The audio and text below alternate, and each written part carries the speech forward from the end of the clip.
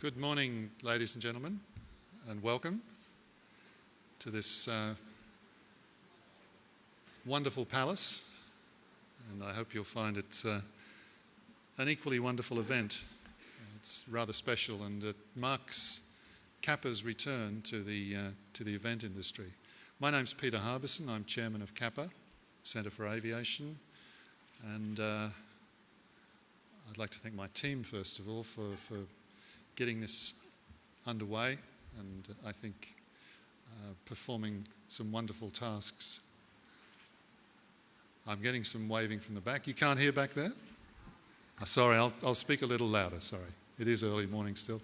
Sorry for the delay in starting. We've been waiting for a few people to get through the traffic, and something that's ever present in Istanbul, unfortunately. But again, thank you for coming. We hope you'll enjoy this.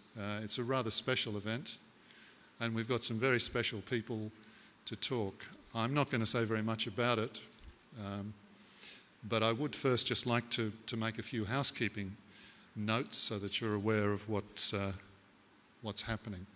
We're having a roundtable dinner tonight. Many of you have already signed up for this. From 7:15 here in this area, we'll be having cocktails followed by dinner. It's a roundtable dinner. It's a different sort of event. We're not having dancing or singing, unless anybody feels so inclined. But it is intended to be a discussion, a light-hearted, very informal discussion over dinner. And it's something that we've done a couple of times in India and has worked very well. Quite enjoyable, but also people tend to speak a bit more freely and exchange ideas. And that indeed is what we're looking for in this whole event. It's about exchanging ideas and helping to move the industry on a little bit. So for anybody who hasn't signed up for the dinner, if they'd like to come, please notify one of the staff and we'll get that organised, because we do have to have numbers. Secondly, there is a tour on Saturday, a private tour which we've organised, and if anybody else would still like to sign up for that, please do so as soon as possible. Thirdly, as you may have seen, we're supporting a wonderful charity called ISTAT, Airlink, and you'll hear a bit more about this later on this morning. At this event, we're going to have a silent auction for a number of prizes, which will be continuing during the conference. We're going to have a short presentation just before lunch from the representatives of ISTAT, Airlink, to tell you something more about that. And then finally, the usual thing, we'd encourage you, when you get to that stage, to fill out the evaluation form, which is in your book. Now, that housekeeping out of the way, it's my great pleasure to introduce to you a name and a person who'll be known to many of you, who will then introduce all of the other thought leaders that we have in this program. Geoffrey Shane is perhaps unique, certainly one of a very small number, in having done massive things to change the global aviation system, the regulatory structure. Over a period of 20 years and more, Geoff was largely responsible for formulating the strategy and, far more importantly, implementing it in terms of opening up the global skies.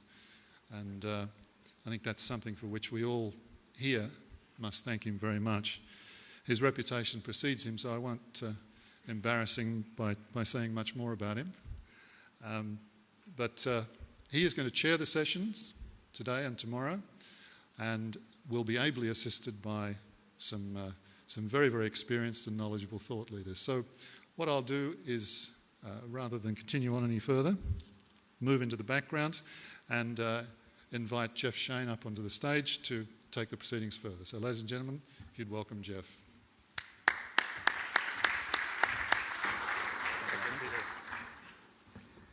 Thank you, Peter, and welcome everyone to this very interesting and I think you'll find as we move on, unique conference.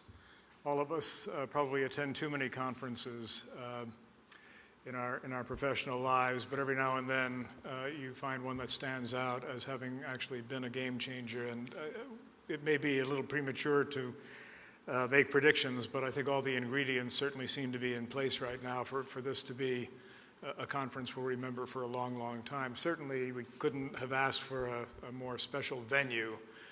I spent a little time in the corridor leading to the palace from the hotel, and there's a marvelous exhibit that tells you a lot about the history of this extraordinary building.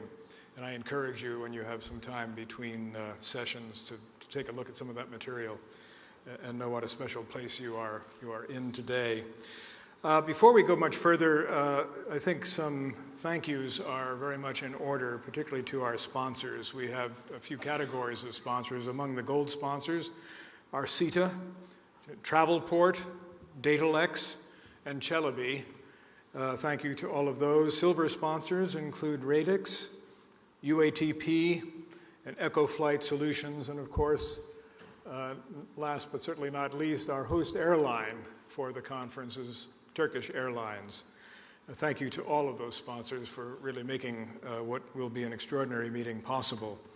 And of course, it goes without saying that we all owe a huge debt of thanks to Peter Harbison, to Susan Tran, to other members of the really amazingly productive CAPA team for, number one, conceiving a conference of this kind and of this quality, and making it possible for us, all of us, to be here. A personal note of thanks to Peter for allowing me to be here in this capacity, chairing the conference. I will actually have less of substance to contribute than all of you will have, but nevertheless, I'm very pleased to be here.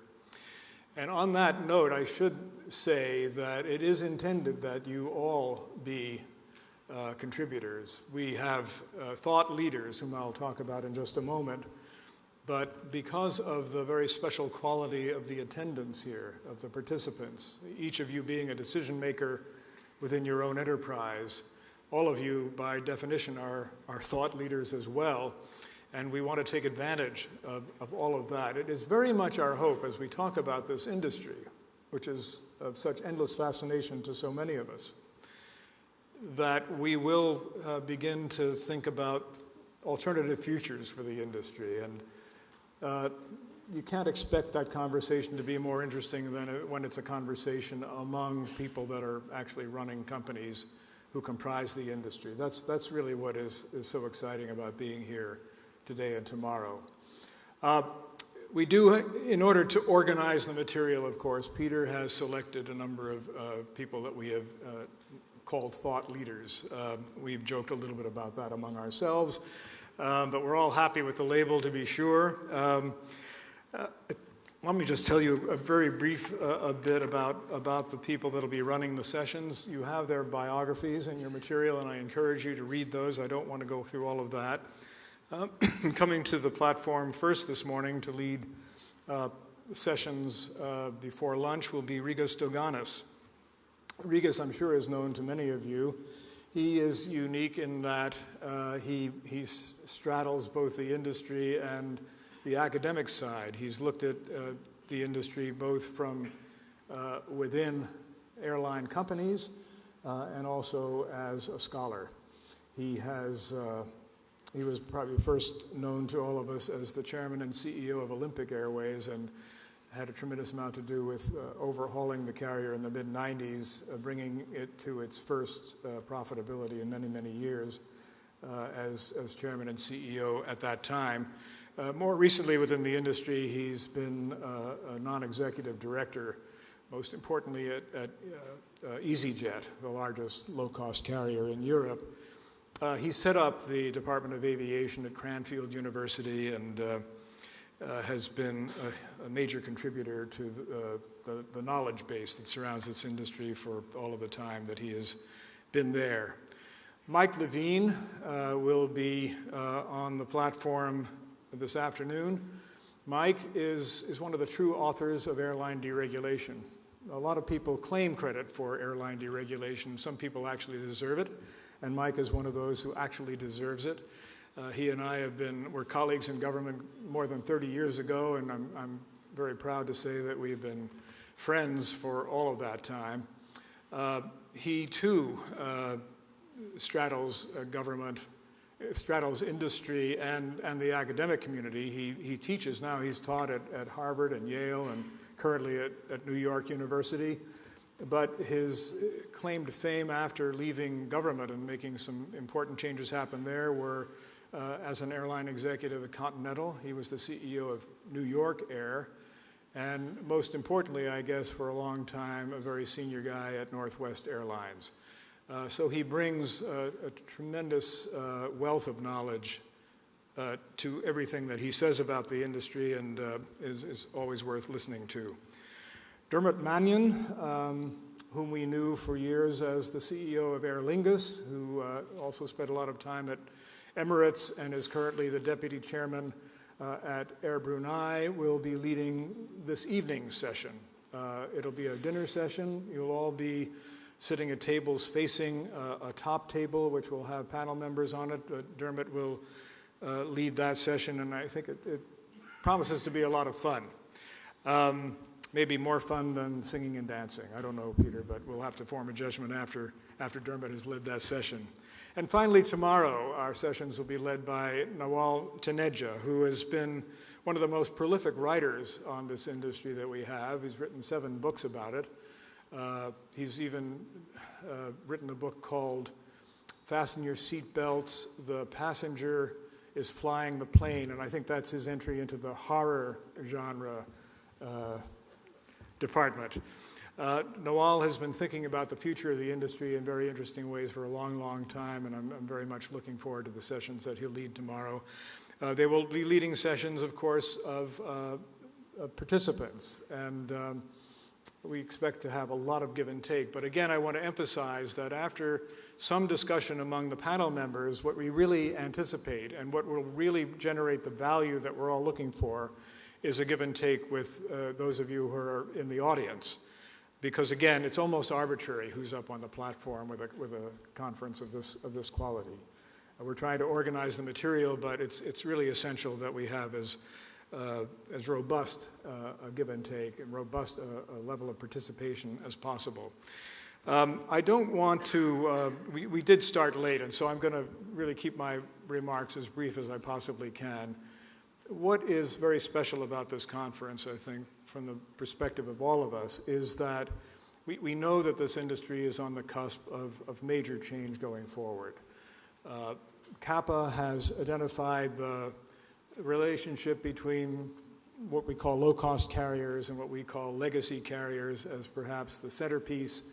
That's a nice prism within which to look at the industry, but I think, at least it's my hope, that we will conduct a broader conversation than that.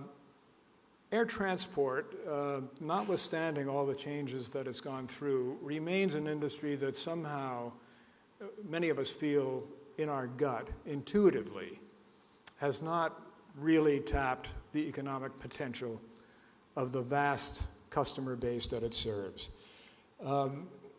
It's astonishing to me that looking at it, and I apologize for this from an American perspective, but I suspect it's a perspective that may work in many regions of the world, that this industry, this essential service industry, as we call it, has become, for many of its customers, a pariah.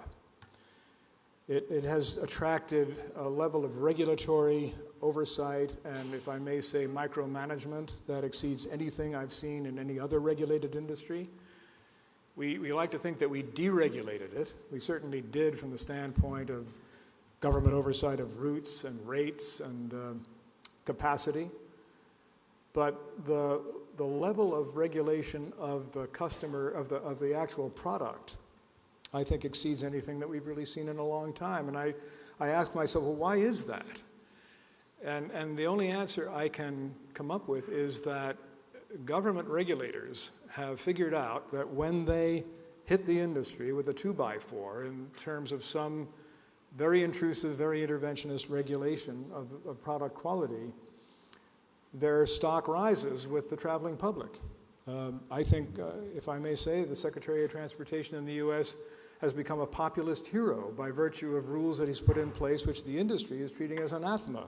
I think of things like the famous tarmac rule, and now rules that really micromanage the extent to which airlines are able to advertise their wares to their customers.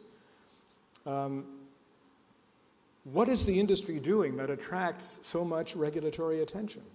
It's worth thinking about that, and worth thinking about whether or not there's a model that the industry could embrace, which would allow regulators to relax a little bit, to demonstrate that, in fact, the airlines themselves are taking care of their customers, don't need government regulators to help in that regard. It's an image of the industry that currently, the image that the industry does not currently enjoy.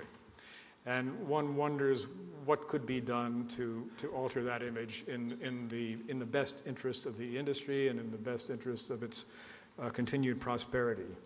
I think there's a lot to discuss as we move forward. I think of the customer experience that we have, that all of us now have online, in every other sector of retail activity, where we have almost perfect competition, we have perfect amounts of information about product quality, product price. We make our choices easily and efficiently, and products arrive. Compare that to the industry which actually pioneered online marketing, the air transport industry, with computer reservation systems dating all the way back to the 1980s. We were the harbinger of everything that's happened across the entire retail experience today, and yet today it's within the air transport industry that customers actually get less information than from many other walks of retail activity. Airlines in the US, I can say, are reluctant to share big pieces, increasingly large pieces of the price of air transportation with third-party distributors. They're trying to attract customers to their own websites. The net result being that for the customer, at least, it becomes awfully difficult to figure out exactly what the different prices are for the services and which might be the best choice.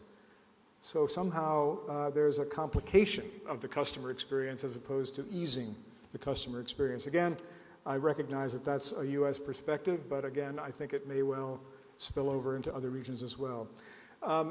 What I'm talking about is an industry that seems to be still searching for its appropriate level, the appropriate relationship with customers. We'll hear lots of presentations today about that, and tomorrow, and again, we encourage as much give and take about all of that as possible.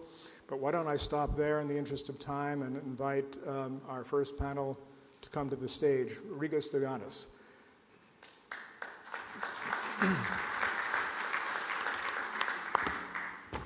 Thank you. Rigos is going to make a presentation, and then we'll have the panel discussion after that. That's right. Okay, good. Thank you.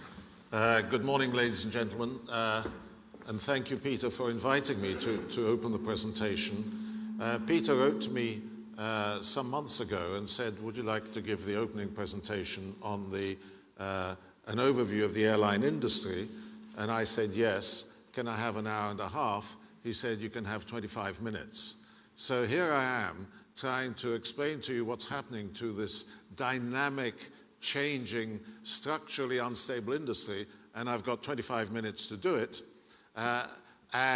But there's a longer version of my presentation, which I think will be given out this afternoon. What I'd like to do is actually two things. Outline because you're all experts. I don't need to tell you what's happening to the airline industry. You are the airline industry. What I'd like to do is try and put all our knowledge into a very simple framework where I will outline what I see as the challenges that the industry is facing, and then talk about the responses, because it's the responses to those challenges that are going to change the structure of the industry. Let me see if I can I have my slides, please? I think the starting point is to understand that the first decade of this industry has been a very unstable period for the airlines. If you look back over the last 40 years, we've had a cyclical airline industry where 3 or 4 years of losses have been followed by 5 or 6 years of profits. That pattern broke in the first 10, 12 years of this century. And it broke because you can see from that slide that at the beginning of the 2000s, the losses sustained were deeper and longer lasting. The industry began to come out of that in 2006, 2007, and then in 2008, it was hit by two whammies. First was the huge escalation in the price of oil in 2008, and that was followed in September, October of 2008 by the beginning of the financial crisis, which was epitomized by the collapse of Lehman Brothers. And things were looking better. Let me just go back. And then you can see the industry began to recover 2010. And now we have a situation where things appear to be getting better, but there's a lot of concern. This is the IATA results for 2010 and 2011. You can see 2010, a lot of profitability, nearly 16 billion US dollars. 2011, profitability halved, and particularly poor in Europe, which I have highlighted. So the industry appears to be doing better, but there are challenges. And those challenges are the fact that we have still weak economies, some weakening, some not recovering rapidly enough. We have the Eurozone crisis, which is unresolved. And you may have been reading in the papers yesterday and today that there's a great concern about the Spanish banks and whether they will be able to survive in their present format without recapitalization. And we have slowing of economies in China and India, which is beginning to hit worldwide demand for particular goods and so on. The other challenge is that many airlines have very weak balance sheets. And that is because of the large number of years of losses. I've highlighted there American Airlines, Air India, and Air France. And of course, American Airlines have gone into bankruptcy protection under Chapter 11. Another challenge is that fuel prices are still at a very high level. And there's a significant difference between what has happened to fuel price over the last 12 months and the fuel crisis of 2008. And I can illustrate that on this chart. You can see in 2008, the first half of 2008, fuel prices shot up dramatically, higher than they are at the present time, but then they came down very rapidly too. The reason why fuel is a major challenge now is because fuel prices have been high since the beginning of 2011 and are continuing at that high level. And that is a long-term impact compared to the relatively short-term impact of 2008. And that is reflected in the IATA forecast. Now, the IATA forecast, the latest produced on the left-hand side, you will see the forecast of profitability of the airline industry performance in 2012, assuming that a fuel price averages about $115 a barrel. If it goes up to $150 a barrel, you can see on the right-hand side that the industry will be making a loss of $5 billion. Actually, it may not be as high as 150, but it looks now as if it'll be higher than the figure of 115 in the first column. And again, you can see major problems for the European airlines, which seem to be in a worse state than some airlines in other regions of the world. Another challenge is the unstoppable expansion of low-cost carriers, which has been undermining the short-haul operations of the legacy carriers. And let me just show you two slides to illustrate that. First is the emergence of low-cost carriers in the Asia-Pacific region. When I was looking at this 10 years ago, in 2001, you can see that the number of low-cost carriers were 5 or 6, generally almost entirely operating within their national borders, in other words, domestic. 10 years on, we have more than 35 to 40 low-cost carriers. And a significant fact, which this slide highlights, is that many of the low-cost carriers in the Asia-Pacific region are subsidiaries of the legacy carriers, which isn't the case in Europe or in the United States. And the question is that telling us what's going to happen in the future. And you can see I've highlighted the fact that all Nippon Airways and JAL are starting their own low-cost carriers this year, and ANA has the advantage of starting 2 low-cost carriers, one called Peach, and the other one is a link-up with one of the other Asian carriers. In Europe, this slide, I think, is very dramatic. It shows, it's an analysis we've done at EasyJet, which shows on domestic and short-haul operations in each of the countries listed on the left-hand side. You may not be able to read them from the back, but from the top it's Spain, United Kingdom, Ireland, Italy, Poland.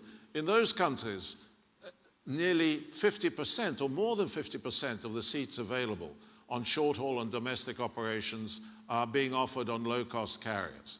And of course, given that low-cost carriers are operating on average at about 10 to 15% higher load factor, their share of passengers will be even higher. And you can see on the bottom left-hand corner what the share of seats was in 2003. Overall in Europe was 17% was on low-cost carriers, and you can see the average last year was 44%. Another challenge is the increasing use by governments of aviation as a form of tax revenue, and we've seen taxes imposed in Germany, United Kingdom, Austria on air travel, and it's having an impact on demand. And we have seen a problem throughout the world, I think, and a trend to overcapacity, because it's so easy for airlines, even if they're financially in a weak position, to acquire capacity. And we also know that one of the problems in the industry is that it is easy to enter, very difficult to exit. Even loss-making airlines continue operating and somehow keep on putting capacity into the market.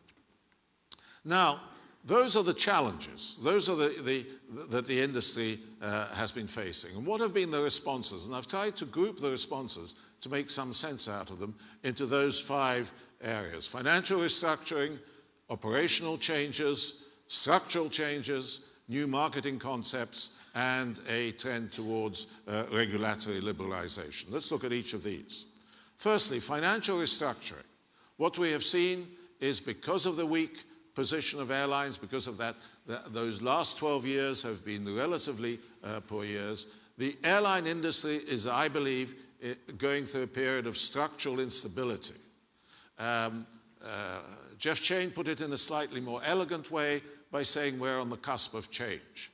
I would put it in a more fundamental way. It is an industry undergoing structural instability, and therefore a lot of things will change.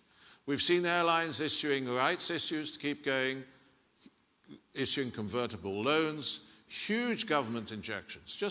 I'd just like to pinpoint there the one about JAL. JAL has had effectively $10 billion pumped into it. Staggering when you think about it.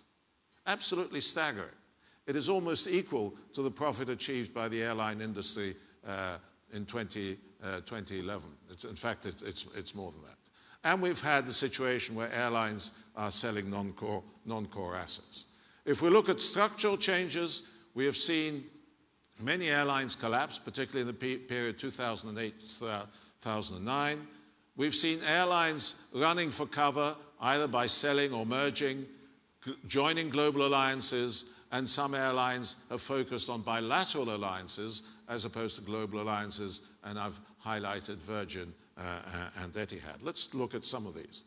Now, this is just a list in Europe of airlines that have been sold, that have run for cover by selling out. One of them, of course, British Midland, has been sold twice. It was sold to Lufthansa, and then this month sold by Lufthansa to British Airways. We have seen airlines merging, and there are 2 groups of mergers. There are cross-border mergers, which are on the left-hand side, and I'll come back to talk about that in a moment, and domestic mergers, particularly in the Indian subcontinent, but in the United States as well. So this consolidation I think mergers involve consolidation. I think alliances are what I call concentration. And we've had the growth of the global alliances, and I'll be talking about that in the second panel this morning. The significance about this is, first of all, the large number of airlines that are in the global alliances. The ones marked in orange are actually Asian carriers, and the fact that the global alliances control nearly 2/3 of the world passenger kilometers. Now, what about operational changes? Clearly, the focus here has been on cutting costs, and particularly non-fuel costs, because those are the costs you can control when fuel prices are going up. We've had network restructuring. We have had legacy carriers, such as the Asian carriers I mentioned previously, trying to enter the low-cost market by launching their own carriers. The Europeans and the US carriers, when they tried to do that, generally failed and pulled out. Now we're seeing a beginning of a return to that strategy, with Iberia trying to launch a low-cost airline. We've seen capacity cutbacks, particularly in the United States. We've seen increasing linkages between the two sectors, and we've seen an attempt by the low-cost model to move into a long-haul market. So let me give you some examples of these. First of all, network restructuring. What I have seen and what we've all observed is that the legacy carriers have been scrambling to try and find out a model that works for them, because generally speaking, they've been losing money on short-haul operations, trying to make profits on long-haul, though not all have succeeded. So we've seen a lot of network changes. Some have reduced their long-haul network. Some have reduced their short-haul network. It's amazing to think that Czech Airlines has stopped flying between Prague and London. London, the biggest international market in Europe. We've seen airlines outsourcing short-haul operations, both in the United States and in Europe. And we've seen airlines searching for a new business model. Qantas doesn't seem to know what it's doing. Is it in the long-haul business, or is it outsourcing that to its partner airlines? We've seen Malaysia, a confused picture. Malaysia with AirAsia. What are they doing? Are they going to save themselves through these changes? We have Air Berlin as another truly hybrid. A whole list of growing links between low-cost carriers and network majors. Usually the focus of these links is the low-cost carriers beginning to feed the operations of the legacy carriers. And we've seen major developments, such as the purchase of 29% in Air Berlin by Etihad. We've seen the links between Lufthansa and JetBlue. The fourth response to the challenges has been new marketing concepts, particularly concepts learned from the low-cost sector. So simplifying and unbundling the fares, a la carte pricing, developing ancillary revenues, major focus on developing ancillary revenues, and an attempt by the legacy carriers to refocus their long-haul models by increasing business seating, introducing premium economy, and so on. So a lot of changes related to the marketing concepts. Finally, I'd like to focus on some of the regulatory changes. Jeff pointed out that on one hand we have been liberalizing, but we're introducing many more controls on the product and service in response to consumer groups demanding greater security of some kind and service standards for consumers. But it seems to me in the regulatory environment we've had two types of changes, what I call formal and what I would call informal. The formal ones is where we have had regional agreements, such as the recent agreement between 4 ASEAN countries and China to give unlimited third and fourth freedom rights. We've had the EU horizontal agreements.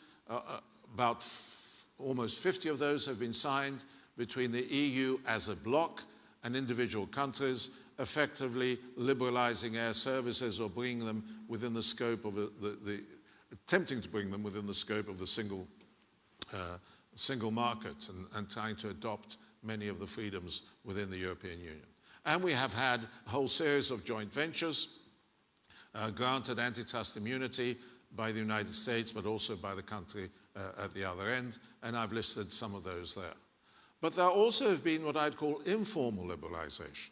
And by that I mean where we have had developments taking place whose aim is to bypass the existing regulatory regime.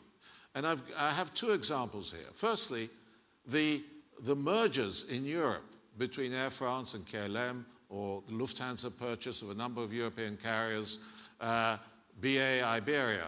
What is interesting about them is that the airlines that have merged have continued operating as separate airlines in order to bypass the nationality rules, which in theory would have stopped Swiss Air flying to Japan or India if it was deemed to be German-owned. So it is German-owned. We know it's German-owned, but the regulators at either end have turned a blind eye to that. So it seems to me this is a way of informal liberalization. And the second type of informal liberalization has been through the development of, and I've mentioned there, Asia and Jetstar, but in South America we've got the LAN Chile model, where airlines have taken a less than controlling shareholding, but actually are in effective management control. Again, bypassing the traditional regulatory nationality rule that you have to be substantially owned and effectively controlled by nationals of your own country. And the examples I give there are AirAsia and Jetstar with their subsidiary companies in other parts of Europe. So, a lot of challenges, substantial responses, and that leaves me to the conclusions.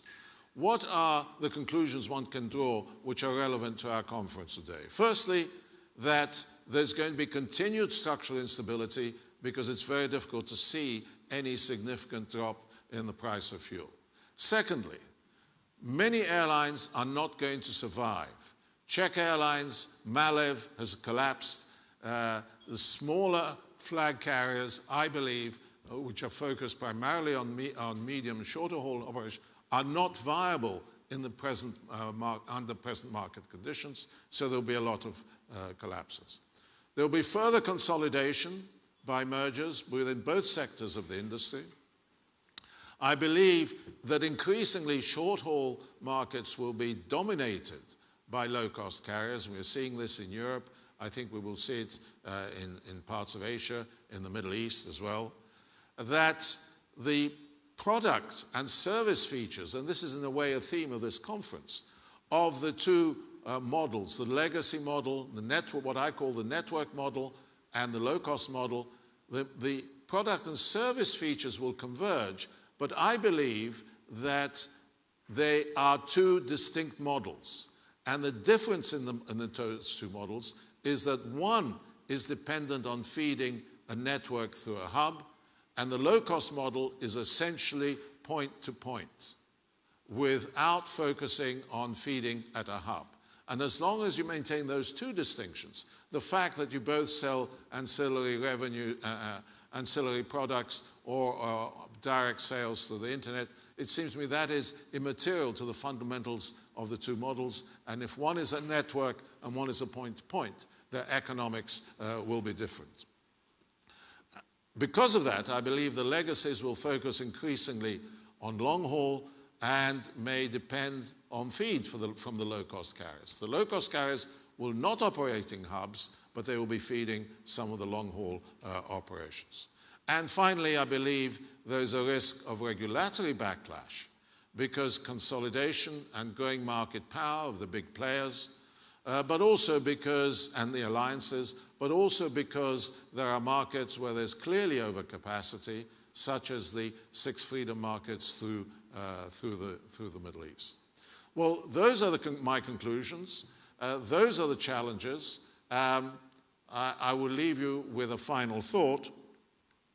Well, it's not on here, but the final thought, which was on my slide, has been edited out by somebody at Kappa, is a thought from Paul Valéry, the French poet, who said the problem with tomorrow is that it's not what it used to be.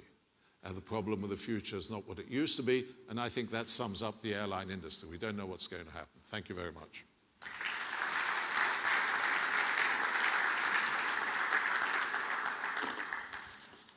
Now we're going to move. Are you coming on the stage, Jeff, or can I carry on? Can I invite the panelists for the first session to come and join me on the panel?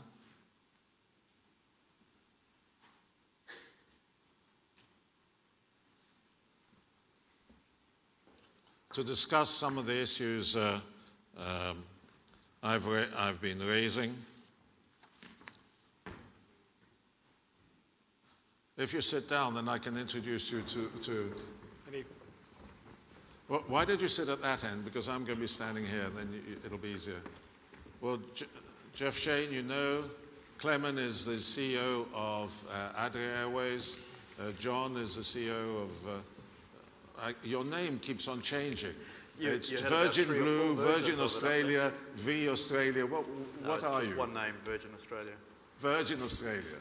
And Mr. Ahmad, who is the Chief Information Officer, I think Chief Investment Officer of Turkish Airlines. Investment and technology.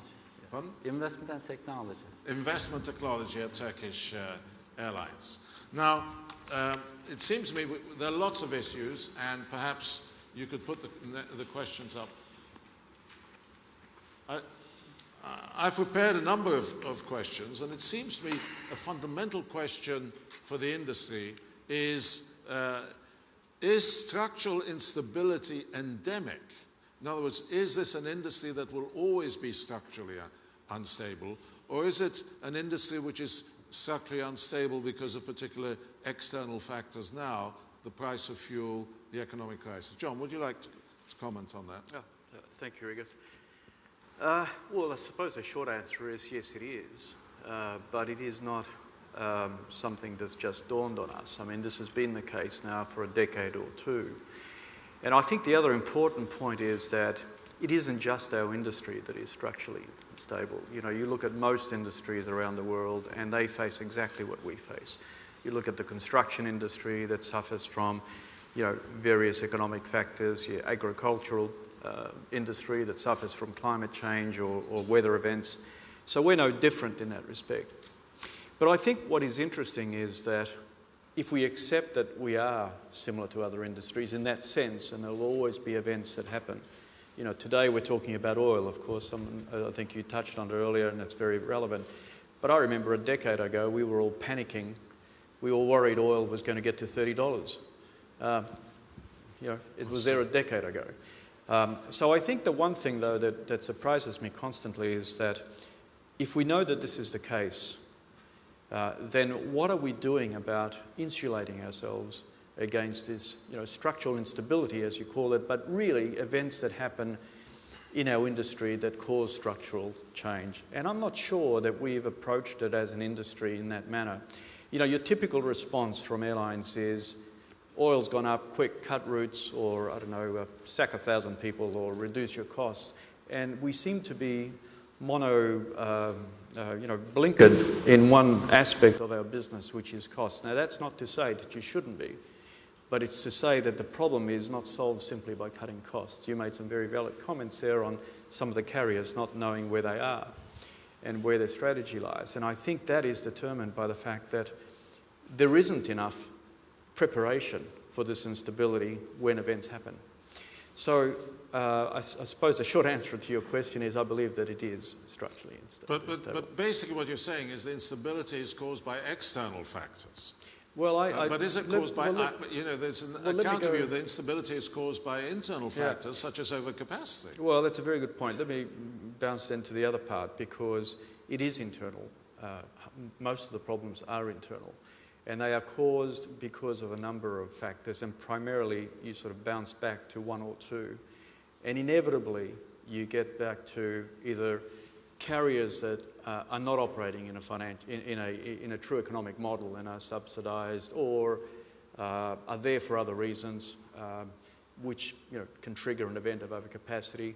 Or you get the carriers that simply get a sniff of avgas, you know, and they say, quick, let's buy another 50 aeroplanes because it sounds good at the time, and they instantly forget the bad times. So I would argue, and I agree with you, Rigas, I think 50% of the problem is of our own making, internally, not externally. And I suppose it's that element that has to change. if we need to progress to what I'd call a more structured industry. Clement, would you like to comment on this?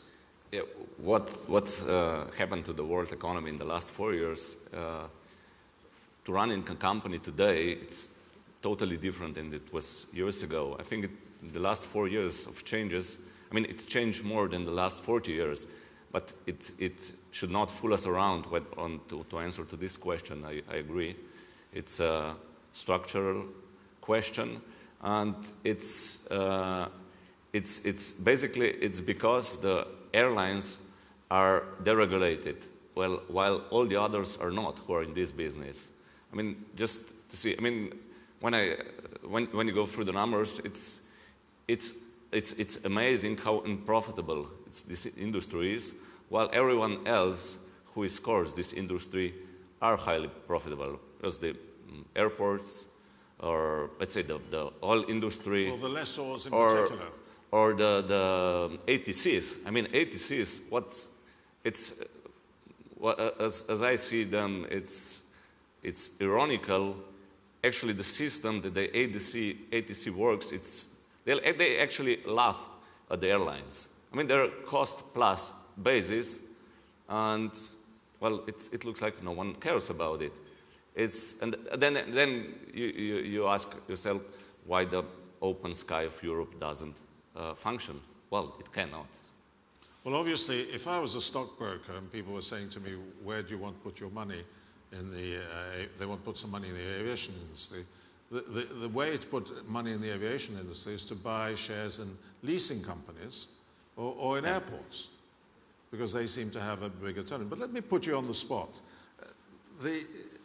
When I talked about structural instability, I suggested that small airlines will not survive. Adria Airways is par excellence a small airline. Mm-hmm. Can you actually survive in this period of structural instability? Well, actually, well, it's not a short answer. The first one, I agree with you that the regional carriers like Adria and many others in Europe or all over the world most of them will die in the future years. But the first question is, and what Adria does today is, we are trying to find a strategical partner, and well, you explained, there are many who tried to do this, and well, I truly believe we will find, and there are many possibilities I see. But of course, the first question to do this, or to execute it, is that most of the job, or a certain job, should be done in the company. There are issues with the employees, with the unions, which it doesn't matter whether the new owner comes outside Europe or from Europe. No one wants to deal with the unions anywhere in Europe. And on the other side, what we did in the last year, and on some operational issues, today Adria is one of the most effective regional carriers in Europe. But basically what you're saying is that you see your future as part of an alliance where you are feeding the bigger members of the alliance. That's one way. The second one is to join with some other airlines who are in, let's say, in the same situation as Adria on the regional level, and to try to create. Well, I think the first strategy, I'm not sure that the second strategy will work. But Jeff, you have longer experience of the airline industry than I think anybody here. Do you see it as being an industry that is inherently unstable, or is it a function of external factors, and particularly now the fuel price and the economic climate? Well, it certainly has experienced instability for as long as I've known anything about it. But I think of that as perhaps evidence of a sort of first chapter experience. I really don't think we have moved through the process of liberalization to a mature level yet. There's always going to be new entry, but you know, industries of every sort experience new entry. Most industries are not protected from new entry, and so we'll have startups, we'll have different models coming at us. That shouldn't be treated as anything unique to airlines or destabilizing. The costs of important inputs like fuel, of course, are going to be changing over time, and obviously they're challenging now, and I expect it's reasonable to think they'll be challenging over the long term. But those are not wholly unpredictable. People have ways of dealing with that, so I don't see that as being a permanent source of instability or particularly unique in that regard. I do think that we're still searching for models that work, that actually satisfy our customers, that deliver value, and that enable, given the cost structures of the carriers, enable airlines to enjoy some level of profitability that will encourage more investment. I don't have any particular wisdom as to when we're going to finally achieve this plateau. Well, but essentially, if I'm correct, what you're saying is we haven't worked through the process of liberalizing and making the airline industry operate as other industries operate. And that is, that creates the inherent instability, that we're still going through that process. Is that what you're saying? My intuition is that it is something like that. By saying that, I don't think there's ever going to be a point in time when we finally figured out what it is and it's going to be that forever. It's always going to be a very interesting industry, and it'll always be challenged by new models, and let's hope so. That's the whole point of liberalization. But the industry has been battling the basic profitability challenge for a long, long time in circumstances which in some cases seem hopeless, almost unmanageable. And it seems to me that at some point we're going to graduate from that. And I can't predict when that's going to be. I certainly hope it's soon. Let me move on to the second question. I want to bring Ahmed in on this. And that is, one of the points I made in my presentation was that legacy carriers are finding it more and more difficult to operate profitably on short-haul operations when competing with low-cost carriers. Air France announced a few weeks ago that they'd lost 700 million euros on their European operations. Ahmed, you are operating, you're a legacy carrier operating a hub through Istanbul here. Can you compete effectively with the low-cost carriers? I think we are doing a very good job now, and the first 3 months we have really good results. And last year we increased our wide-body capacity twice, and still we made some profit operational-wise. So Europe is one of the really good area for us. This year we increased 28% capacity in Europe. So for the time being, I think we are doing very robust operations. But you actually haven't faced a lot of low-cost competition yet. We started facing. Yes. You're just starting to face it, but you haven't really had to face it head on. One thing is actually good in our location. We can reach in 3 hours 1.3 million passengers, 1.3 million people. So this gives us really unique opportunity and to use the narrow bodies very efficiently, where some of the other friends have difficulty to do that. So in that sense, we are doing fine. One other thing I would like to comment on the previous question. Leasing companies has also suffered last 2 years. You know, some of them had difficult times, and if the airlines are not really healthy, the leasing companies also will suffer from this. And one other thing is what I see is the instability. The reason is the aircraft producers are also contributing this instability in somehow.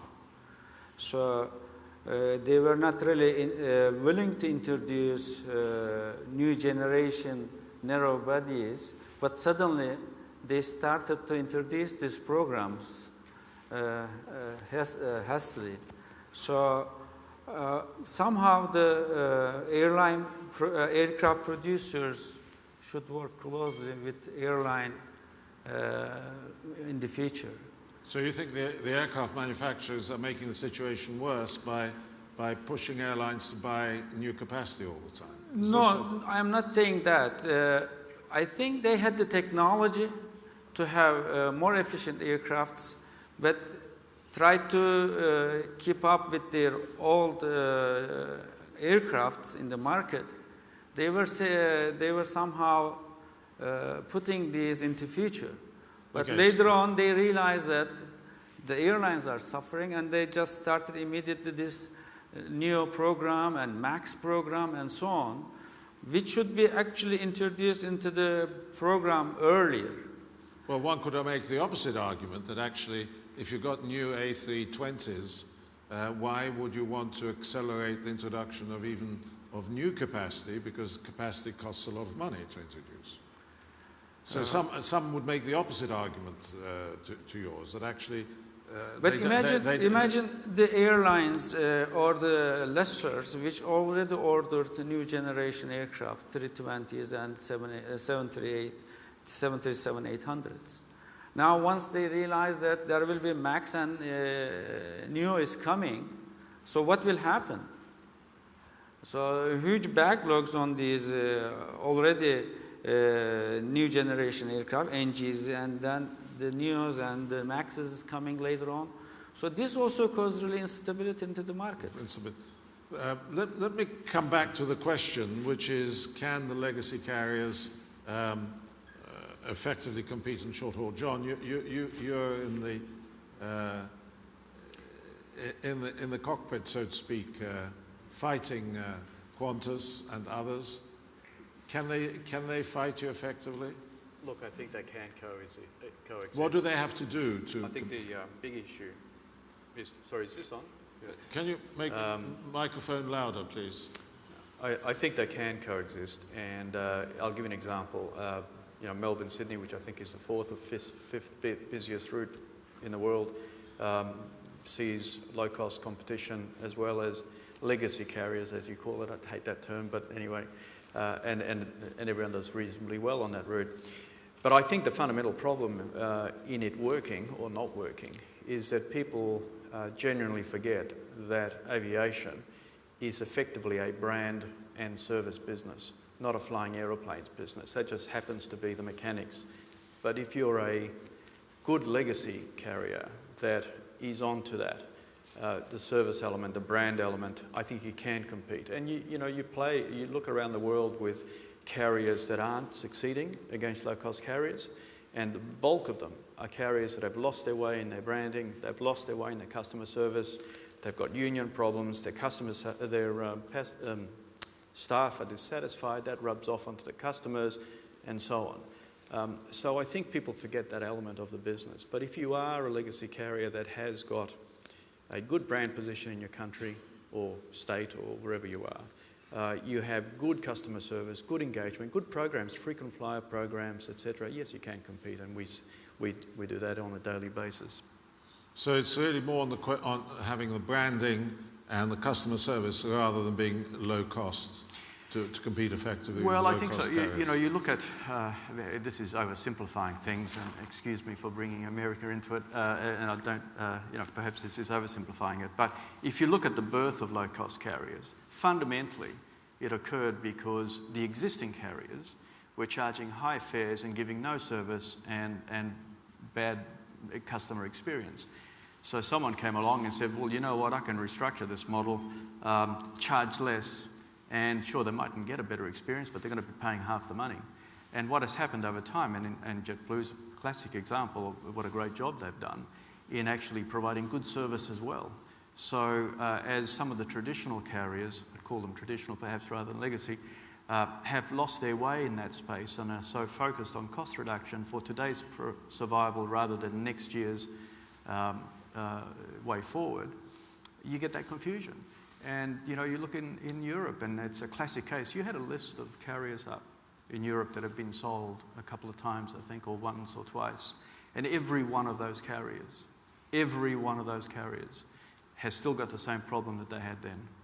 And the simple issue is labour relations, service, brand positioning, all the elements that are critical to run a successful airline, irrespective of whether it's a low cost or a...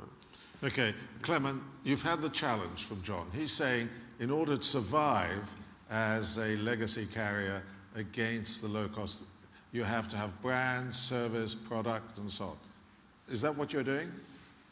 Can you survive? Well, yes, but to that question, my answer would be yes and no. There are certainly some competitive advantages that the regular carrier may have over low-cost carrier, especially if you operate a niche market, as on some extent Adria does. There are certain markets which cannot be operated by the low-cost carriers by the fact the aircraft they operate. There are certain markets which require at least some minimum service of quality. But on the other hand, as a general, I believe that the short haul is mainly in the hands of low-cost carriers. But on the other hand, if you take a look of China, during the last few years, many startups of low-cost carriers failed, and then again we have an example of Jazeera Airways. As I understand it, it's a great model of a low-cost, high revenue. Well, of course, in Europe we had Sky Europe, which failed as a low-cost carrier. But in your market, you're going to be competing against Ryanair, EasyJet, Wizz. How are you going to fight off that challenge? Like I said, the market of the Balkans market, the problem is that it's too segmented. The problem we face is today, we have many problems. One of those is of course our fleet, but then again on the market we serve, we find out that our Airbuses 319 and 320s are just too big to serve this market. So that's why it's not that much of a competition on that market. It is, of course, but not to an extent as so you're some going to other focus markets. on thinner markets which you can defend more effectively than the thick markets. Yes, and actually the model which functions for other airways, it's filling the hubs. It was amazing. Feeding other people's hubs. When I came to Adria, I found out that what Adria was trying to do was trying to combine too many business models. We're trying to be a point-to-point operator. We're trying to be a network carrier. We're trying to be a hub feeder, and we're trying to be a leisure carrier. But at the end, below the line, we found out it's the model which at least to some extent function is being a hub. Okay, feeder. let me move on to my third question, which is about liberalization. I'm going to ask Jeff to comment on that. If you allow me, Yes, sure, sorry. I think this is not really Adria's problem, because all the airlines in the region have similar problems. And this is something to do with the geography, as you said, and the type of the aircraft to be utilized. So it's not really unique to Adria. We see that the other airlines in the region have similar problems. So it's a common problem, you're saying? Common problems in that region, yes. Jeff, what is the future of regulation? I suggested that, in fact, there was formal liberalization, but a lot of informal liberalization. I remember 12 years ago talking to Dr. Chung, then chief executive of Singapore Airlines. He said to me there won't be a growth of low-cost carriers in Southeast Asia because we have very restrictive third and fourth freedom bilaterals. But actually the tourism authorities threw all that out the window because they wanted tourism. Do we need regulation? Is it changing de facto as well as de jure? Well, I think your distinction between formal and informal is a very helpful one, because it talks about what's really going on in the world. Some of us tend to forget that there really are things happening that go beyond what we've done formally. From my perspective, I think we have a long way to go on the formal side. It's astonishing to me that in the year of our Lord 2012, we still have actual restrictions on the flow of capital in this industry. The nationality clauses that we have in bilaterals, and more importantly, national laws that actually restrict the inflow of capital to national carriers. We tried mightily to change that in the US, a pretty mature market, a market I thought would have been ready to get rid of these restrictions. We don't have them in much more strategic industries. We have people building weaponry for our Defense Department who are offshore, and doesn't seem to be a problem with that. So what's the problem with having a little inward investment in the airline industry? From the perspective of our Congress, it still seems to be a problem. I can't figure out why, but I cannot believe for the life of me that that can survive very much longer. Again, I think it's still the product of this sort of, it sounds strange to say it, 30 years after deregulation, but it's still an embryonic chapter in the history of this industry. So labor, the unions have not forgotten what happened after deregulation. They'd been living in a rose garden. I mean, there was some competition, but it was very managed competition. Nobody really had to worry too much about whether they'd have a job next week. With deregulation, we have to be honest, the downward pressure on wage rates was dramatic, and it produced a very different life for people that were in the industry. And it wasn't pleasant, it wasn't fun, and we can understand why they would be skeptical of any further effort to continue to liberalize. But that's a generation that is slowly moving on to their great reward, and hopefully we'll be able to begin thinking about some of the unfinished business of liberalization in the not too distant future without all of the resistance that we've had thus far. I have to say also that it's been a little surprising to me that the industry, which would be of course the real beneficiary of continued liberalization, has been pretty quiet on that. Now it may be that there are enough battles going on with the workforce that we didn't have to pick a fight over inward investment, and I can understand that just as a matter of internal corporate politics. But at the other hand, it seems to me that there are such huge benefits from making the case to governments around the world that if you would simply get out of the way of this industry and allow it to begin to seek its own level economically, using the creativity that we know is inherent in these companies, that you would see a quality of the customer experience increase dramatically. But that isn't happening very much. We hear a lot of complaining about taxation from IATA and from the associations of airlines that we have around the world. And we have a lot of complaining about overregulation. These are perennial complaints of the industry. But they to my mind, we really need to have a much more persuasive case. Look, we need to have infrastructure for the industry, and a lot of taxation goes into that. So how much can we expect to see from general treasury funds coming into air traffic management if we aren't contributing through the taxation process? I think it's going to be a very difficult case to make. Much more important to really talk about the broad regulatory framework within which this industry operates, and to see if that can't be tailored more congenially to an industry that we can all be proud of. So you're arguing that the industry ought to be more proactive in demanding changes and liberalisation. John, you've expanded outside Australia by setting up these subsidiary companies. Well, what are the challenges you've faced? And tell us a little bit about how that has worked. Well, we haven't now, of course, we've consolidated them all under one brand, but what we have done is restructure the shareholding to get around your point of foreign ownership to the point that now we can be 100% foreign owned in terms of the domestic business. But let me just go back, if I may, to the principle of the question, which is really regulation for the whole industry. And I have to say I do believe in regulation for safety matters or operational matters, and that's critical. But I do not believe that in a regulatory framework for commercial purposes of airlines. And I think we're in a state now of being, to use a crude term, a little bit pregnant. We've started deregulating some aspects, but we haven't gone the whole way. We've been very slow. The deregulation has been informal rather It has than been formal. informal and very slow at that. And I think you either do it or you don't. And I'll just put a theory forward. Back in 18, whatever it was, Mr. Benz and the Wright brothers both started at the same time. One did motor cars, the other one did aeroplanes.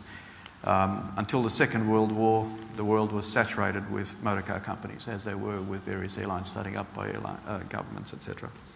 But what's happened since? we now have about 8 or 9 car companies that own everything else. We have total liberalised capital flows between countries when it comes to motor vehicles. Yet in aviation, that hasn't happened. And they were both very important industries to governments, to countries prior to that. And I think, we need to be more vocal about it to all governments, but also bodies, about freeing us up. Why are we any different to the very important motor industry that employs just as many thousands of people? In fact, I don't know, I haven't looked at the numbers, but I suspect probably more. So I think there are some similar things that we could learn from that. Jeff.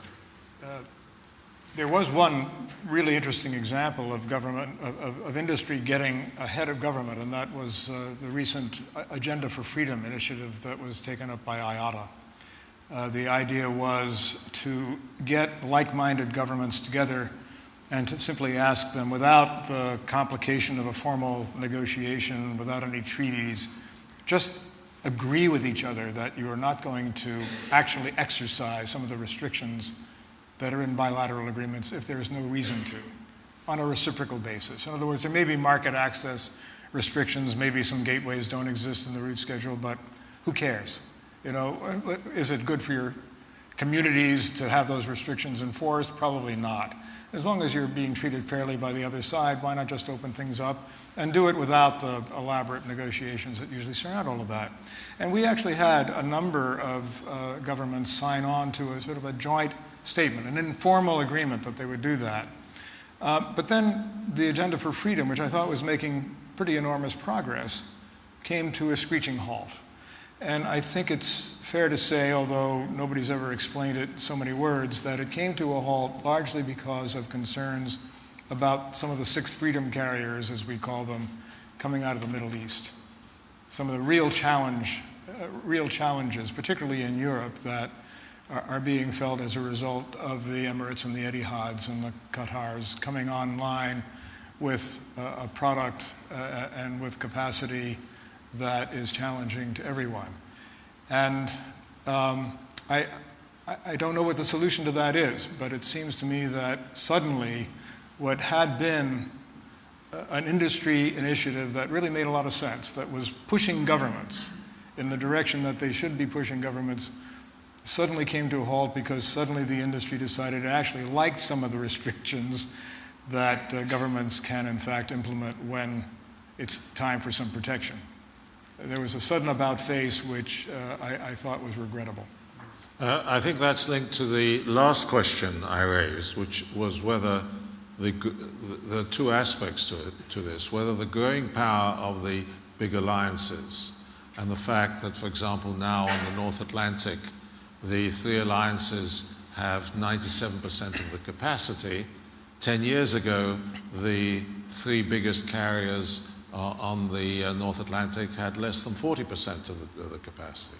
So there's concentration of market power at that level, and there is the linked, not linked, but related issue of the six freedom operators coming through the Gulf. So is there a danger that we will see more regulation? We know the German government, the Indian government, the Canadian government are trying to halt in some way the growth of capacity through the Middle East. Would one of you, Mr. Ahmed, would you like to comment on that? Is there a danger that we will get back to regulation, which I think was the point you were making, that IATA having moved forward? Or? I think there very much is a danger. I mean, you're seeing otherwise liberal states battening down the hatches. Canada, for example, has been very reluctant to see an expansion of services from Gulf carriers coming in, and Canada is a liberal country. You're seeing some of the same resistance coming out of Europe. In the US, we actually had the threat of some legislation. Fortunately, it didn't go anywhere, but the legislation was basically to require the regulators to do an ab initio review of every alliance that received antitrust immunity from the Department of Transportation. And without that antitrust immunity, if that were suddenly called into question because of new criteria that were being created out of whole cloth, that would have undone the very fabric of the alliances that we've seen and really completely confused the entire competitive structure of the transatlantic market and perhaps other markets as well, probably the Trans-Pacific as well. Regulators, at least legislators, I'm not sure, I think the regulators at the Department of Transportation seem quite confident that they are on the right track, but the legislators who represent the people seem to be increasingly questioning whether or not this approach that we've taken, allowing airlines to overcome the restrictions on nationality and cross-border investment, to form the surrogate mergers that these alliances really are, and trying to provide a global service, increasing scope and scale in ways that, as John pointed out, other industries do quite routinely now, that suddenly calling all of that into question as though it's not in the interest of consumers. That's Would any others like to comment on this question of... I would like to go a step back before answering this. Well, I was asking myself, or why the aviation is not the part of WTO. I mean, why is it excluded? Is it truly to the benefit of the playing field we have today and in aviation? I mean, on one side, national ownership structure, and on the other side, national security. Well, I believe it just causes a lot of problems, and of course I don't buy it. I mean, in the case of Adria today, also the national ownership clauses are very badly needed. Some kind of over-border consolidation. The main problem stays with the ownership structure, and it's just cannot change. And I don't know what should happen. Maybe another 5 or 10 regional carriers should go bankrupt before the governments will realize that.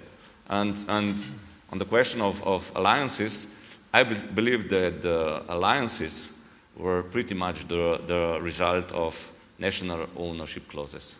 Yes, of course. And we'll come back to, on the second panel session, we'll be discussing that in great detail. I'd like to throw the questions open to the floor. I know there are a number of regulators here, directors of civil aviation. I know there are a number of aviation lawyers. I think we have a question there from somewhere. Would you say who you are? Well, stand up, and then I think people will be able to recognize you in the coffee break and come and talk to you as well. All right. Okay, this is Emre Serpent from Intervistas Consulting. My question is actually on your very good question, structural instability, and a good debate. It's an observation and a question.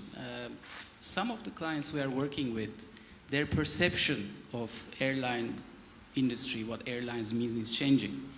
And in the past, they were willing for taxpayer to fund the losses.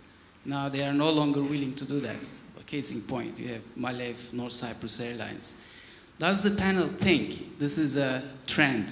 In future, we might see bigger countries doing that, and then the linkage to reduction in structural stability. So the question is that the ownership is changing from government ownership to private ownership. Is that the question? Yeah, it's more of a perception. The government's perceiving airline as a strategic asset, air service, and they want to keep it at all costs. That used to be like 90s earlier.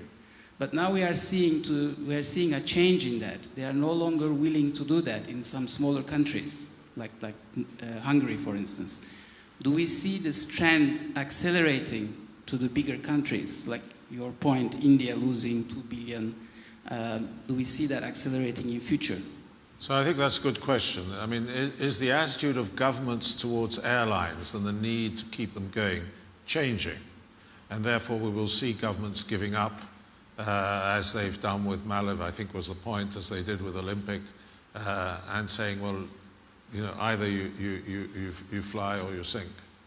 I think that, Clement, this is close to your heart because you must be in that position. Well, in Europe, there are many cases of airlines which were getting some kind of government help in well, No, I'm going to press you. What No, about no. your government? Yeah, but what I want to say, and there's always a question when you're trying to answer what to do with your airline. It was the case of the many airlines. It's this fear of European Commission, how they will interfere, or maybe in 2 or 3 years, they might find out that in the recent years there were some help which were putting into the company, and you should now return it back. But as I see it today in Europe, it's not an issue at all. I mean, it's maybe it's too hard, but it's not an issue that much for the governments. It's more that the governments just don't have any or enough funds to finance it. I mean, it's not just the airlines. The airlines there are the banks, and there are some other industries. So, but I believe that this economical crisis, how strange it might sound, even helped us in this. So, I truly hope that something like this will happen also with larger countries. You've put your finger on the key point, which is in a period of financial stringency by governments, they suddenly began to realize that they can't keep on pouring money into their airlines, and therefore their attitude has changed. Ahmed, Turkish Airlines is floated on the stock market, but the government has a very strong 49%, but a very strong influence on the strategy of the airline. Do you think that will change? Well, because you've got some private airlines coming right, up, yeah. like Pegasus and others. One thing is actually the government really realized for the last 10 years the importance of the airline business for the economy. And it's no longer secret that there will be like 150 million capacity of airport coming in 3-4 years to Istanbul to be built. So in that respect, I'm not sure what really the government is thinking about remaining 49% of share. But I think from what you're saying, and given the investment going into the infrastructure, the Turkish government is unlikely to be moving in the direction suggested, because they see the significance of Turkish Airlines for the economy and the tourism of Turkey. Right, not only in the tourism, but also in all aspects, yeah. There's a question here at the front, I think from, if I'm correct, the former Director General of Civil Aviation in Lebanon. Is that right? Yes, true. I resigned, but they have not accepted my resignation yet. Well, you've resigned, but they haven't accepted your resignation, so no. we still will think of you as the Director General of Civil Aviation of Lebanon. Yes, my name is Dr. Shauk. Well, as a regulator, I've tried hard to liberalize. And I went through this experience in a very difficult way, to the point that I escaped jail twice. See, there is a political aspect to this as well, and the social perception. You need to educate both to make sure that the economy can be combined with the politics as well as the social aspects. Now, educating both is not hard in the third world countries. So the maturity level between America, Europe, and the rest of the world, in the third, underdeveloped countries, is not easy. So that you look at Europe, there's total failure somewhere there, yet the maturity is high. You look at the third world countries, you see there's a growth because of the partnership, because of the same ownership between the airline and the politicians. The corruption plays a big role there. In fact, when the politicians listen to the proper theory behind the economics and the social welfare of the people, then it works. When we liberalized after fighting 5 years, it made almost 200% growth in my country. But when the government changes, the new politicians were against that completely. They've corrupted the whole system. I had to resign. So fighting the changes is not easy. The problem when we look at the social and political aspect, they are very, very much interrelated and very much into the heart of the business. When you look at the Gulf or the Middle East, for example, the same ownership between the airlines or the country or the regulators, they are the same body almost. The relationship, when they are strong, when they work together for their interest, when their internal interest lies somewhere there, then it can work. If it doesn't, the fight, unfortunately, takes off the whole equation. So we need to look at the whole world in a different prospect. There's no one measurement device for this. And this is why you see in some countries where it should not really be a successful story there is a successful story there. Whereas, for example, in other countries like in Europe where it should be a successful story, it's not the case. So I think that political dimension and the social perception is not working well with the regulators who are really trying to move forward and make the aviation as a normal business like any other business. It's not working. I think that's a very valid and wise point. And essentially, I think what you're saying is that in countries outside the more developed economies, there's a social dimension and a political dimension which interferes with any moves towards liberalization. And the strong control that the politicians have, and very often not just through ownership, but through direct links with the airline aviation industry, precludes the kind of liberalization we're talking about. Jeff, would you like to comment on that? Or I think India is a very good example of that confusion of roles in the government. It takes a while to sort itself out, that's for sure, because we see so many examples of a kind of paternalistic approach to aviation by a government that understands the value that aviation contributes to the national economy, which then smothers the very industry that it's intended to nurture. Only when governments understand the ferment and the amount of progress that you get from a genuine market-based approach do you begin to see some of that. And it's a difficult thing to overcome. I just think it may be a little amusing to some, but what's happening in the United States to me is interesting and unexpected. The old Air Transport Association has now redubbed itself and rebranded itself Airlines for America, and they've done that, with a specific point in mind, in case anybody forgot, that's what they're for. They're for America, and they're for the national economy, and that's part of a concerted campaign by the industry within the United States to get its government to treat the industry as being valuable to the economy. In other words, we relied on the market to sort out whether and when air transport would be provided in the U.S. for a long, long time. There's never been a nationally owned carrier.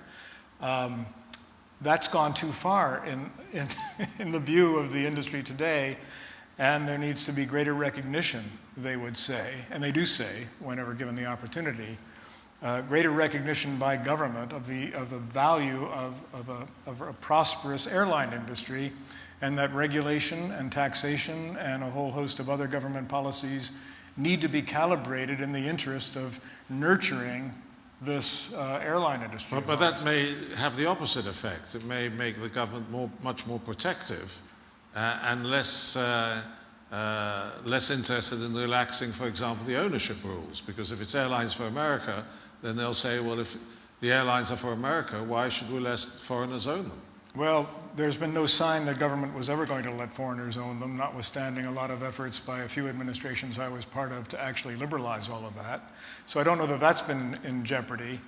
They're actually interested in seeing liberalization of the ownership rules as part of the campaign, believe it or not, because more capital can't be a bad thing for a healthy industry.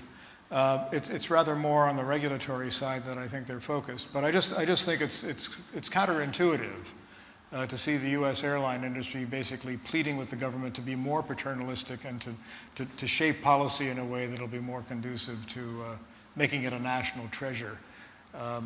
I personally think it's not going to produce very many changes, not even the change which many of us would be supportive of, which is an inward investment, but it's just a measure of the times. Would any of the other panelists like to comment on this?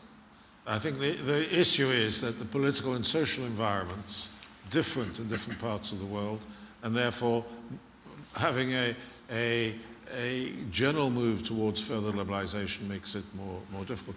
John, you've had to deal with regulators in Southeast Asia. What conclusions have you drawn from your experiences with them? Well, are they keen to see you? Are they keen to see you taking a share in their airlines? Before I get to that question, let me just make one point, and I think what Jeff said is right. That is the fundamental problem. That is exactly the fundamental problem of our industry, and when you think that governments around the world, in some cases, don't have money for hospitals or building roads, yet they won't let go of their airline, it is quite bizarre. But to your point, Asia, we've had nothing but great relationship with the Asian people with whom we worked and dealt with. We've been very fortunate that we had antitrust immunity granted to us by the Americans for the Delta arrangement, Singaporeans for and the Australian end, of course, very important, and so on. So it's enabled us to build this network of bilateral alliances, which basically negates the need for us to enter a global alliance, which I won't go into because I know you're talking about that this afternoon. But from my perspective, I think it's worked very well. And certainly in Australia, we have no government airlines, so it is a little more liberalised than perhaps some other countries. And so from our position, we're quite happy with it. Thank you. Another question from the floor. The one at the back, then we'll move forward a couple of rows. Cormac Whelan, CEO with Datalex. This is a question for the panel. And really I didn't hear, where are you from? From Datalex. I'm the Datalex, CEO of Datalex. okay. So a question for the panel, but also a question for the room. We have a saying that we tend to use internally in Datalex: if you always do what you always did, you'll always get what you always got. Don't airlines fundamentally have to look at this problem differently? So, you look at the fact that there's 3.5 billion travelers who spend trillions of dollars and euros every year. Aren't the airlines that are successful today, and there are some wildly successful and profitable airlines, are the ones who look at this as a retail problem, who look at the customers and look at how can they, extract as much money from the customer and add value to the customer's journey as possible. And so don't airlines need to start looking at this in the same way that Walmart, Lidl, Tesco, Nordstrom's, Sears look at this problem? Or is that just too simplistic a view? Good question. Ahmed, would you like to... John touched on it earlier, but I'd like to hear your views. You have to look at the customer differently. Just give one little example. Recently, we opened a CIP lounge, or renovate our CIP lounge, and most of our customers feel that nothing like that in the world. So these little touches actually really help the airline's brand name. So as he said, we should really treat passengers individually. And these loyalty programs and branding are really important. So we feel that our success behind Turkish Airlines' success on the passenger satisfaction, we really give high importance on this. Yeah. John? Yeah, I think the gentleman's right. And that's exactly what I was referring to earlier on. I think a lot of the airlines around the world are still thinking they're running an aero club, when in fact they're running a consumer business. And whether it's Sears or whoever it is, or Apple or any of those big brand companies, that's what it's about. It's about your brand, it's about adding excitement to the purchase proposition. And that's what it should be about. But I think a lot of people, a lot of airlines are falling back and still are in that aero club mode that don't do it. And I'm hoping that that's exactly what we're doing in Australia. Probably not as successfully as we want to ultimately, but I think we are on that journey, and it's proving that it's working. Kevin, you've got the disadvantage that you're a small airline. How can you, at one level, it seems that it's easier because you have fewer passengers, but it's more difficult because you have to spend a lot of money on relatively few passengers to give them the level of customer satisfaction that a big carrier can give. But why it goes so slowly? I mean, it's amazing. I mean, everybody knows what's going on, and I see this industry not much different than any other. I mean, I know there are many people, well, in other airways, everybody who's been in company for 20 years don't agree with me. It's a special industry, no one knows. But basically, it's just not. But the problem is, it's still, I believe it's today we have the right issue. I mean, when I came to Adria a little bit more than a year ago, and I told to the employees on my first meeting that, well, all they can expect is a lot of tears and sweat. And they didn't believe me, but that's what happened. But after a year, I mean, there was a lot of changes in Adria. You know, the last union agreement is like we're 15 years old, just some annexes with additional benefits to the people. I mean, but how could it happen in 2012?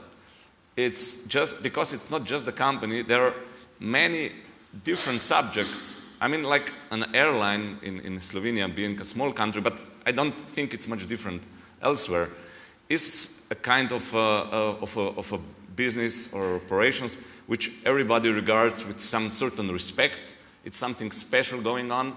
And then, you know, I needed a year to understand, not to agree, of course. I have my personal opinion regarding it.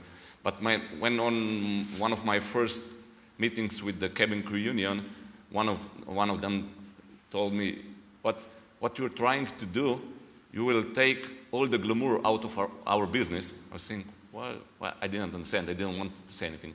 But it still is. And it's not just in the airlines. It's also around. Okay. There's another question here. Then we'll have a question at the back. Thank you. Mike Trethway with InterVistas. I'd like to turn to the last question about the Middle Eastern Six Freedom Carriers. And I'm wondering, first of all, if John might comment about your bilateral alliance with Etihad, and is that simply a one-off opportunity? Do you see this as a part of a new trend for the Middle East Six Freedom Carriers? And then another question is, what's different about their Six Freedom operations is causing governments to change policies as opposed to past Six Freedom Carriers like KLM or Singapore? What's different about it that's causing governments to react so strongly about this? Two questions there. The first one is about your link with Etihad, and you'll explain that. And the second question is, I think, why is Gulf Six Freedom Carriers any different from what Singapore Airlines or British Airways or KLM were doing before? Let's start on your link with Etihad. Well, it's very simple, really. We needed to expand our international business. We needed to cover more routes, more ports. You can do that one of two ways. You can go out and buy $2 billion worth of aircraft. Take you a long time. You need the money and everything that goes with it. The other way to do it is to link up with bilateral partners and use their aeroplane because they already have it. But you have to provide something for them. So the arrangement that we did with Etihad, and indeed for that matter with Delta or Singapore Airlines or in New Zealand, was very simple. You know, we worked together in feeding each other at a hub, or actually a bit more than that in some cases. But you just code share the revenues, share the costs depending on the agreement, and they're not all the same. So I won't go into each one. But what it does for us is open up all of Europe. I mean, imagine this. One morning, we didn't have one code of VA2 anywhere in near Europe or the Middle East. You wake up the next morning and you cover, I don't know how many ports, I think it's 17 ports or something in Europe, the Middle East, and you've just opened up a pretty big network literally overnight. You know, the thing is that whether it's an Etihad, a Middle Eastern carrier, or a non-Middle Eastern carrier, I really don't care. It's the carrier that is appropriate both in brand and customer service and geographic location that matters. Now, it just so happens that Etihad is perfect for that. They have all those three elements, and so that's why we did a deal with them. I mean, people forget the Arab carriers of today, the Middle Eastern carriers of today, are no different to the Southeast Asian carriers of 20 years ago. And you know what? In 10 years' time, we won't be talking about them.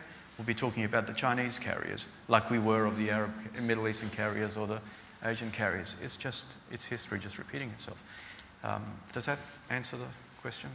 Ahmed, would you like to comment on this? Because in a way, Turkish is trying to compete with the Gulf carriers by developing a Europe-Asia hub through Istanbul. We are not really competing with them. So we believe that Istanbul is a better hub. And unfortunately, the airport was too small. So if we had really a larger airport, I think we will see Dubai in Istanbul. So, and the government realized that, and that's the reason they are building 150 million capacity airport in Istanbul. So for us, the Middle East carriers are not really our competitors. So you don't think that they're a threat in any way? No, so you're not worried about not the to us, capacity at least. they're putting in? Jeff, would you like to comment on this question of whether how different is this issue of sixth freedom through the Gulf to what was happening in Europe and elsewhere 20 years ago? Well, the question was put in an interesting way. What's the difference between these sixth freedom carriers and the ones that we remember years back when we were trying to liberalize and they were a real impediment? I think, to my mind, it's maybe a controversial thing to say, but it's about transparency. That governments like to be comfortable that the rules governing their airlines and the foreign competition are essentially the same in terms of capitalization, subsidies, and all of that.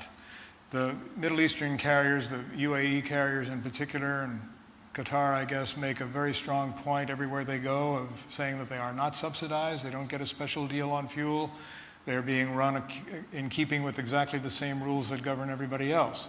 The problem is nobody can look inside, there isn't any disclosure, nobody can see the books, nobody's quite sure. And I think it would be I'm not challenging what they say, but I think that the fact that there's less transparency than we see with many other carriers around the world provides a convenient excuse for those who would like to limit the opportunities of the Middle Eastern carriers from the Gulf.